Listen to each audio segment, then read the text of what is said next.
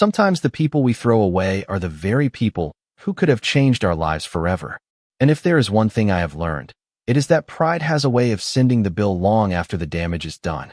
The rain came down hard that night, the kind of cold spring storm that turned sidewalks into rivers and blurred every streetlight into a hazy glow.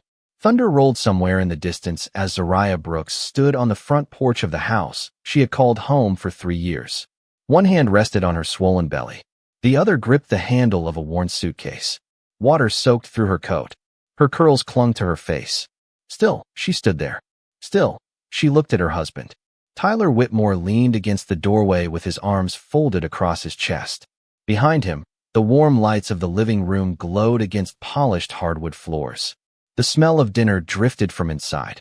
It looked like a home. It felt like a home. But in that moment, it was no longer hers. Courtney Hale stood a few feet behind Tyler, holding a glass of wine. She wasn't even trying to hide her smile. The expression on her face said everything. She thought she had won. Maybe she believed this was the beginning of her perfect future. Tyler looked at Zariah like he was discussing a business problem instead of his pregnant wife. "You need to stop making this harder than it has to be," he said. Zariah stared at him for several seconds. Her heart hurt, but strangely, she felt calm. Maybe there comes a point when someone hurts you so deeply that the tears simply stop coming. "Harder?" she asked quietly. "I'm carrying your child."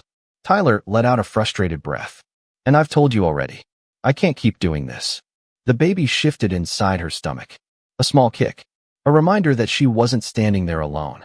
Zariah lowered her eyes for a moment and rubbed her belly. The gesture was automatic now. Protective. Gentle.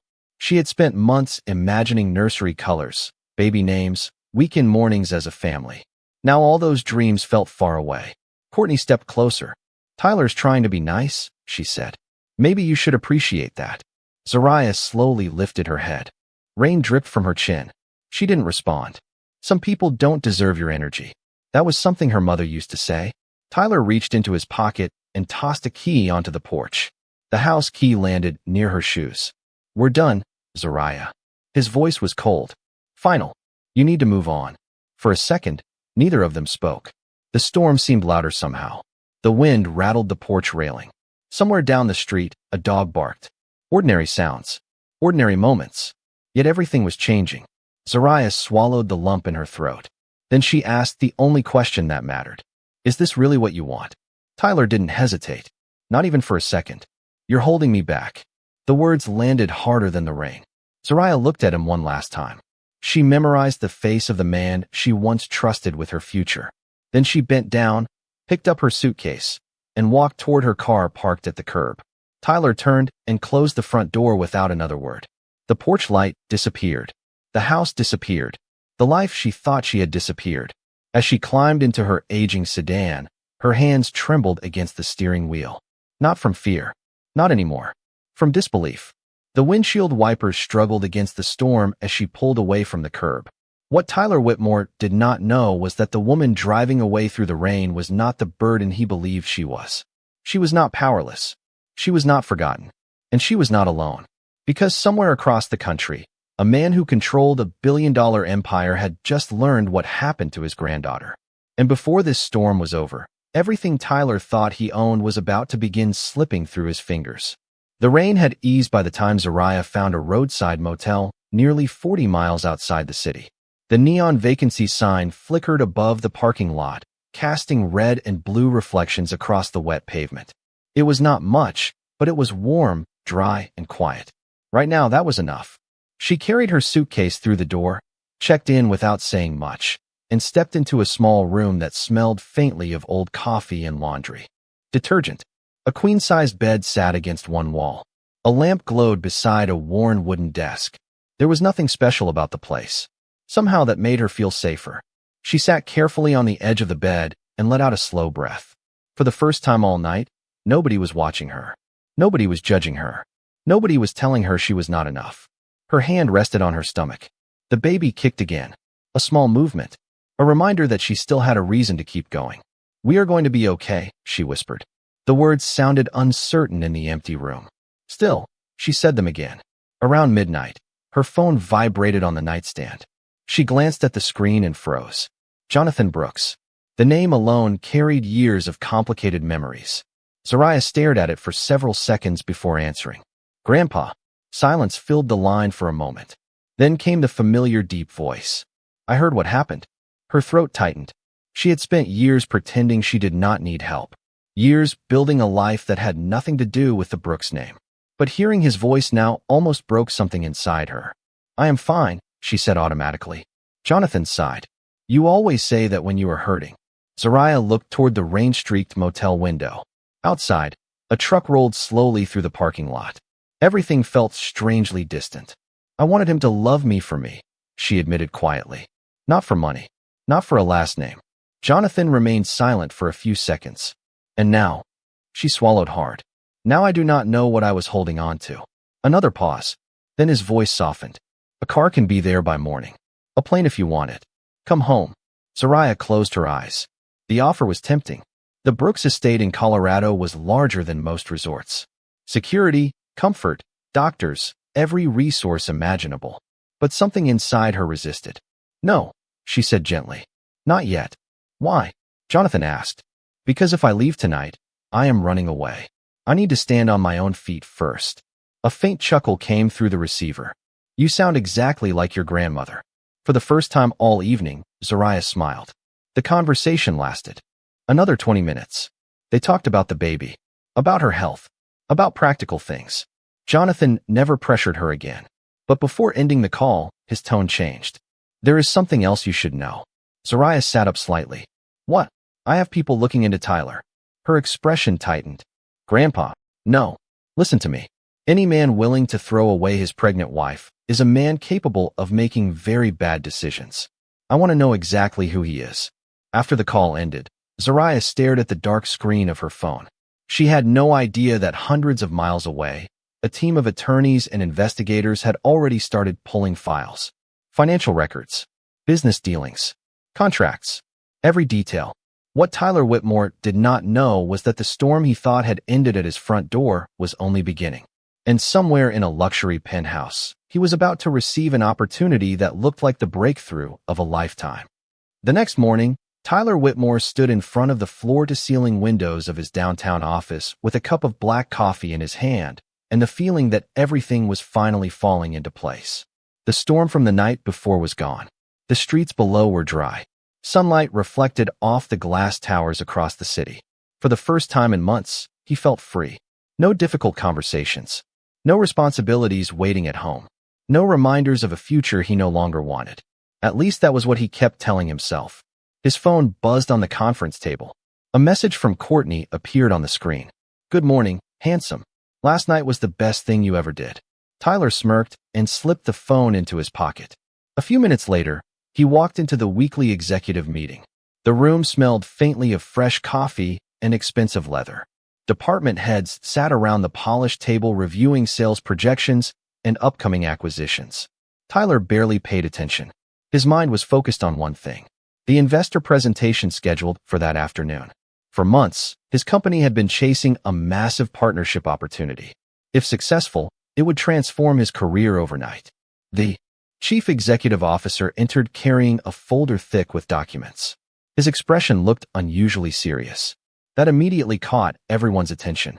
We received confirmation this morning, the chief executive officer announced. The final review committee has agreed to meet with us next month. Excited murmurs spread through the room. Tyler straightened in his chair. Who is leading the review? Someone asked. The chief executive officer placed the folder on the table. Brooks Global Holdings. The room instantly grew quiet. Even Tyler recognized the name. Everyone did.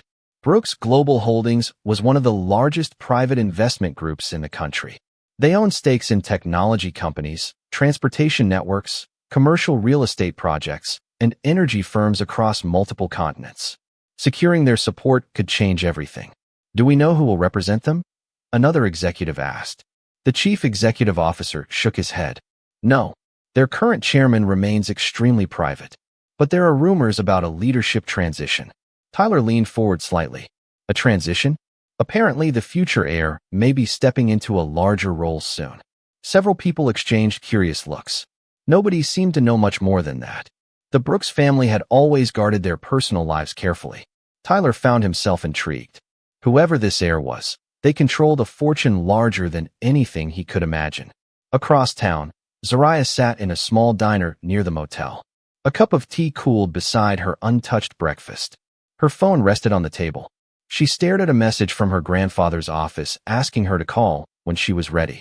Outside, people hurried along the sidewalk carrying briefcases and shopping bags. Ordinary people living ordinary lives.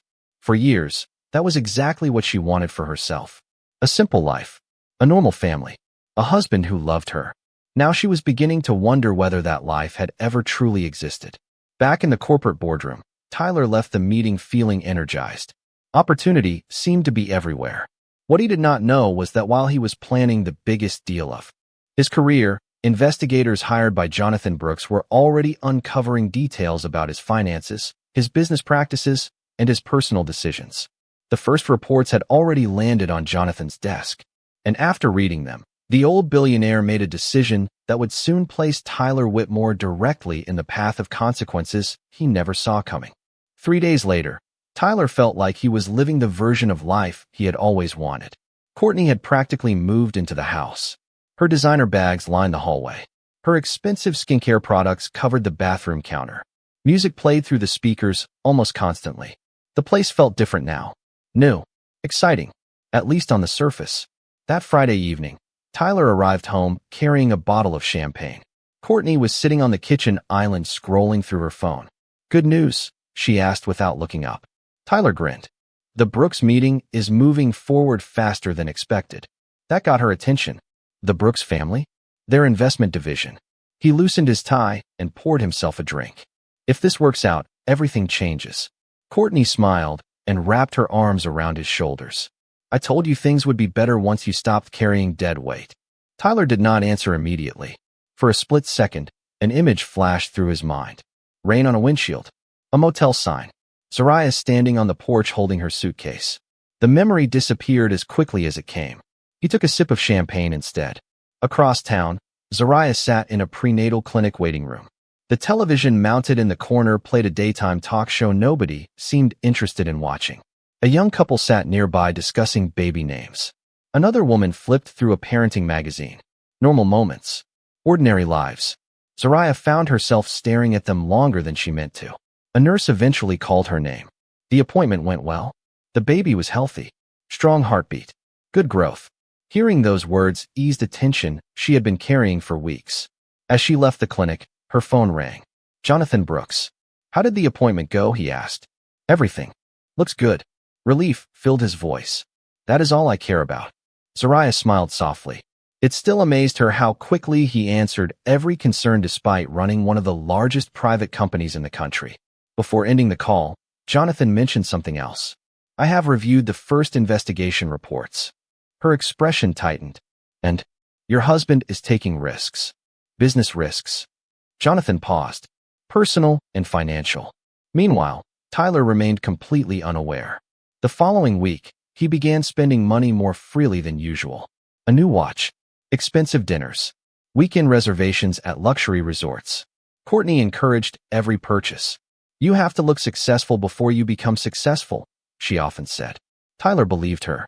What he failed to notice was that his savings account was shrinking much faster than before. Every time he opened his banking app, the balance seemed lower. Every time he questioned it, Courtney had another explanation. Another reason.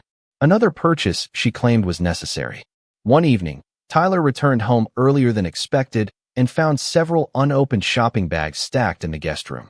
He stared at them for a moment. Thousands of dollars sat inside those bags. Shoes, jewelry, designer accessories. Courtney appeared behind him and laughed. "Relax. You are going to make all of that back once the investment deal closes." Tyler forced a smile. He wanted to believe her. He truly did. What he did not know was that while he was busy building a fantasy, Jonathan Brooks had already scheduled a private strategy meeting with senior executives. And for the first time, discussions about the future heir of Brooks' global holdings were no longer theoretical. Decisions were being made. Plans were being finalized. And somewhere inside those plans, Tyler Whitmore's name had quietly appeared. 2 weeks passed, and for the first time since leaving the house, Zariah felt something she had not felt in a long time. Clarity. She had moved into a furnished apartment arranged quietly through one of Jonathan's trusted advisors. It was comfortable, but not extravagant. A small balcony overlooked a river. The kitchen was bright in the mornings. There was a rocking chair already sitting in the corner of the room she planned to turn into a nursery. Some nights, she still woke up thinking about everything she had lost. But those moments were becoming less frequent. She was no longer surviving one day at a time. She was beginning to plan for the future. One afternoon, a black sedan pulled into the underground parking garage of Brooks Global Holdings headquarters in Denver. Inside the executive boardroom, 12 senior leaders sat around a table made of dark walnut. Financial reports were spread across the surface. Large screens displayed projections worth billions of dollars. Jonathan Brooks sat at the head of the table. Despite being in his 60s, he commanded the room without raising his voice. Everyone listened when he spoke. "The succession plan moves forward immediately," he said. Several executives exchanged quick glances. They had anticipated this discussion for months. Jonathan opened a folder and slid a document across the table. "My granddaughter will assume a larger role moving forward." No one argued. No one questioned the decision. Most of them already knew who Zariah was. They had watched her quietly from a distance for years. They knew about her education, her judgment, her character. What surprised them was the timing. The meeting continued for nearly 2 hours. New responsibilities were assigned. Legal teams received instructions. Public announcements were drafted but not released. Everything was moving faster now. Meanwhile, Tyler walked into another meeting at his company headquarters feeling unusually confident. The Brooks partnership remained the biggest opportunity of his career. Rumors about the future heir had spread throughout the industry. Everyone wanted access. Everyone wanted influence. "Imagine getting in front of the new decision-maker early," one colleague said. "That alone could be worth millions." Tyler nodded. He agreed completely. What he did not realize was that he had already stood in front of that person countless times. He had shared meals with her, lived with her, made promises to her, and thrown all of it away. Later that evening, Zariah sat across from Jonathan in a quiet restaurant overlooking the mountains. A folder rested between them. Jonathan pushed it toward her. "You should read it." She opened it slowly. Inside were documents outlining her ownership interests, trust structures, voting rights, and future responsibilities. The numbers seemed unreal. Entire companies, properties, investments, assets spread across multiple states and countries. Zariah stared at the pages for several seconds before looking up. "I never wanted any of this." Jonathan smiled gently. "I know. Then why now?" He folded his hands together. "Because leadership is not about wanting power. It is about being capable of carrying responsibility when the time comes." Zariah looked back down at the folder. For the first time, she did not close it. For the first time, she did not push it away. And hundreds of miles away, Tyler received an email confirming that representatives from Brooks Global Holdings would begin reviewing final candidates within the next few weeks. He smiled as he read it. He thought the door to success was finally opening. What he did not know was that the person holding the key had already decided to stop running from her future. The cracks started small. That is how most disasters begin. Tyler noticed them one Tuesday afternoon when his credit card company called about an unusually large purchase. He was walking between meetings when the notification appeared on his phone. $7,400 at a luxury jewelry boutique. He frowned and immediately called Courtney. "Did you buy something today?" he asked. "Just a little gift," she said lightly. "For us." Tyler stopped walking. $7,000 is not a little gift. Courtney laughed as if he were being unreasonable. "You are acting like you cannot afford it." The conversation ended awkwardly, but Tyler pushed the feeling aside. He told himself she was excited about their future. He told himself things would settle down once the Brooks opportunity came through. But the uneasy feeling remained. Over the next several days, more charges appeared. Expensive dinners, designer clothing, weekend spa reservations. Every explanation sounded convincing at first, then less convincing, then not convincing at all. One evening, Tyler sat alone at the kitchen table reviewing account statements. Numbers that once looked healthy now looked very different. He rubbed his forehead and stared at the screen. Something was wrong. Courtney walked into the room, carrying a shopping bag. "What are you doing?" she asked. "Looking at expenses." Her smile faded slightly. "You worry too much." Tyler closed the laptop. "Maybe somebody should." Courtney rolled her eyes and headed upstairs. The exchange lasted less than a minute, but it left an uncomfortable silence behind. A week later, things became worse. Tyler arrived early at a restaurant where he was supposed to meet a client. As he stepped into the lobby, he noticed Courtney sitting across from a man he did not recognize. They were laughing. The man handed her a small gift box. Courtney accepted it without hesitation. Tyler froze. He was too far away to hear the conversation, but he did not need to. The expression on her face told him enough. She looked happy, comfortable, familiar. Tyler stepped back before either of them noticed him. His stomach tightened. For the rest of the evening, he could not focus on anything else. When Courtney returned home that night, he asked her directly, "Who was the man at the restaurant?" She looked startled for a fraction of a second. Then she recovered. "A friend. A friend who buys jewelry?" Courtney crossed her arms. "You followed me. I saw you by accident.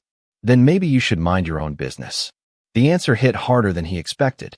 Not because of the words themselves, because she did not even try to explain. Over the following days, the distance between them grew. Courtney spent more time away from the house, more time on her phone, more time making excuses. For the first time, Tyler began questioning decisions he had once felt certain about. Meanwhile, across the country, Zariah sat inside a private conference room reviewing legal documents with a team of advisors. One folder contained the final transfer paperwork confirming her position within the Brooks family trust structure. She signed the last page slowly and placed the pen down. The process was complete. The future she had spent years avoiding was now officially hers. And while Tyler struggled to understand why his carefully planned life was starting to unravel, Zariah quietly stepped into a level of influence he could not even imagine. What neither of them knew was that their paths were moving toward the same destination. And when they finally crossed again, nothing would ever be the same. By the time autumn arrived, Zariah's life barely resembled the one she had been living a few months earlier. The woman who had checked into a roadside motel carrying a single suitcase was gone. Not because money had changed her. It had not. What changed was the way she saw herself. Every morning, she woke up with purpose. Meetings filled her calendar. Advisors briefed her on projects worth hundreds of millions of dollars. Executives twice her age listened when she spoke. Yet the thing that mattered most to her was still the small nursery taking shape inside her apartment. One afternoon, a driver dropped her off at Brooks Global Holdings headquarters for her first official appearance since the leadership transition had been finalized. The building rose above downtown Denver like a wall of glass and steel. Employees moved through the lobby carrying laptops and coffee cups, unaware they were about to meet the woman who would help shape the company's future. As the elevator doors opened on the executive floor, conversations slowly stopped. People stood. Some nodded respectfully. Others smiled warmly. Zariah returned every greeting with quiet confidence. She was nervous. Anyone would be. But she did not show it. Inside the main boardroom, a seat waited for her near the head of the table. Her name was engraved on a polished metal placard. Seeing it there made everything feel real. Jonathan watched from across the room. Pride filled his eyes, though he never said much. He simply gave a small nod. That was enough. Meanwhile, Tyler's world continued moving in the opposite direction. The tension between him and Courtney had become impossible to ignore. She spent less and less time at home. When she was there, she seemed distracted. One Friday evening she announced she would be spending the weekend with friends. Tyler barely reacted. Deep down, he already knew the relationship was falling apart. What consumed his attention now was something else entirely. The Brooks review process had entered its final stage. His company had been selected for a high-level presentation. The opportunity he had been chasing for months was finally within reach. Every executive in the office treated it like a career-defining moment. Tyler worked late preparing reports, projections, and presentations. He studied every piece of public information available about Brooks Global Holdings. But one thing remained frustratingly unclear. Nobody could tell him much about the new heir. Rumors circulated constantly. Some claimed the successor had spent years living anonymously. Others claimed they had a background in finance. A few insisted they had never worked inside the company at all. The mystery only fueled speculation. Late one evening, Tyler sat alone reviewing documents when an email arrived. The final executive presentation had been scheduled. Attendance would be limited. Decision makers would be present. Tyler read the message twice, then 3 times. A smile slowly appeared across his face. This was it, the chance he had been waiting for. What he did not know was that less than 200 miles away, Zariah had just finished reviewing the list of companies selected for final consideration. Her eyes moved down the page until they stopped on a familiar name. She remained silent for several seconds. Then she closed the folder and looked out the window. For the first time since that rainy night, their worlds were about to collide. The morning of the presentation arrived with clear skies and cold air rolling down from the mountains. Tyler barely slept the night before. He left home before sunrise, carrying a leather portfolio filled with reports he had reviewed so many times he practically knew every page by memory. This was the opportunity he had built his entire year around. Every sacrifice, every decision, every risk, it all seemed to lead to this day. The headquarters of Brooks Global Holdings looked even more impressive in person. Glass walls reflected the morning sun. Black luxury sedans lined the entrance. Executives from several companies moved through security checkpoints carrying briefcases and presentation materials. Tyler adjusted his tie as he entered the lobby. His pulse was steady. His confidence had returned. Whatever problems existed in his personal life could wait. Today was about business. An assistant escorted the finalists to a private conference floor overlooking downtown Denver. Floor-to-ceiling windows wrapped around the building. Fresh coffee sat on a side table. Quiet conversations filled the waiting area. Everyone seemed nervous. Everyone except Tyler. He believed he was prepared. Around 10 o'clock, another assistant appeared. The review committee is ready. One by one, the candidates were guided toward the executive boardroom. Tyler's company was scheduled near the end. He spent the next hour reviewing slides while waiting for his turn. Finally, his name was called. He stood, collected his materials, and followed the assistant down a long hallway lined with photographs documenting the history of Brooks Global Holdings. The doors at the end slowly opened. Tyler stepped inside. The room was larger than he expected. A long conference table stretched across the center. Senior executives sat on both sides reviewing documents. Jonathan Brooks occupied a seat near the far end. Tyler recognized him immediately from financial magazines and industry interviews. Seeing him in person made the moment feel even more important. Tyler straightened his shoulders and prepared to introduce himself. Then he noticed the woman seated near the head of the table. For a second, his mind refused to process what he was seeing. His steps slowed. The room seemed to disappear around him. Zariah sat calmly in a tailored navy suit. Her posture was relaxed, confident. A folder rested in front of her. A silver nameplate displayed her title. Several executives were speaking directly to her before the meeting began. Not around her, not above her, to her. Tyler felt all the air leave his lungs. He stared in disbelief. The same woman he had left standing in the rain. The same woman he believed had nothing. The same woman he had erased from his future. She slowly lifted her eyes and met his gaze. There was no anger in them, no bitterness. Somehow that made the moment even worse. Her expression remained composed, professional, almost distant. The assistant quietly closed the door behind him. Every executive in the room turned toward Tyler, waiting for the presentation to begin. Nobody seemed aware that his entire world had just tilted sideways. Zariah glanced at the agenda in front of her before looking back at him. Then she offered a polite business smile. "Good morning, Mr. Whitmore," she said. "Please begin whenever you are ready." And in that moment, Tyler finally understood that the person holding the future of his biggest opportunity had once trusted him with her heart. Tyler somehow made it through the presentation, but he could barely remember a single slide afterward. His voice had remained steady. His numbers had been accurate. Years of professional experience carried him through the meeting on instinct alone. Yet his mind stayed fixed on one thing: Zariah. When the session ended, executives gathered their notes and quietly exited the boardroom. Tyler remained seated for a moment, staring at the polished table. The reality of what had happened was finally settling in. Zariah closed her folder and stood. Several board members approached her with questions about upcoming projects.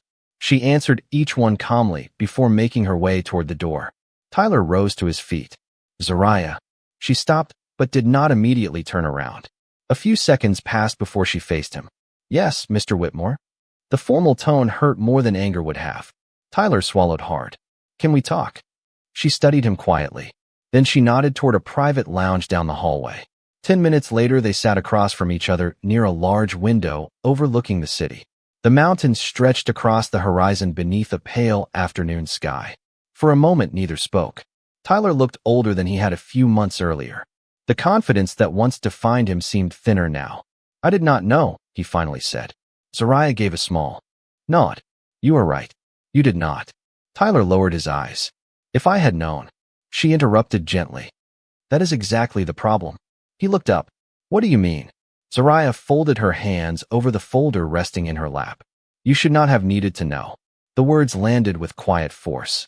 "You should not have treated me differently because of money, or a family name, or an inheritance." Tyler had no response, because deep down, he knew she was right. "I loved you when I thought you had nothing," she continued. "I believed we were building a life together. But the moment things became difficult, you decided I was holding you back." Silence filled the room. Tyler stared out the window. Every excuse he once rehearsed suddenly sounded meaningless. "I made a mistake," he said softly. Zariah smiled sadly. "Yes, you did." Several weeks later, Brooks Global Holdings announced its final investment decisions. Tyler's company was not selected. The rejection was professional and respectful. No special punishment. No revenge. Just business. Courtney disappeared from his life shortly afterward. The relationship that once seemed so important ended without much ceremony. One day she was there. The next she was gone. Tyler found himself alone in the same house where he had once believed success was waiting for him. Meanwhile, Zariah welcomed a healthy baby into the world surrounded by people who genuinely cared about her. Jonathan was there. Close friends were there. The future she once feared now felt full of possibility. Nearly a year after the rainy night that changed everything, Tyler saw her one final time at a charity event. She stood confidently among community leaders and business executives, her child resting comfortably in her arms. Their eyes met across the room. Tyler offered a small smile. Zariah returned it politely. Nothing more. Nothing less. Some doors closed quietly. Not because of anger. Not because of revenge. But because the person who walked through them finally understands their worth. And as Tyler watched her leave surrounded by the life she had built without him, he finally understood what he had lost. Not an inheritance. Not an opportunity. Not a fortune. He had lost a woman who loved him when she had every reason not to. And that was something no amount of money could ever buy back.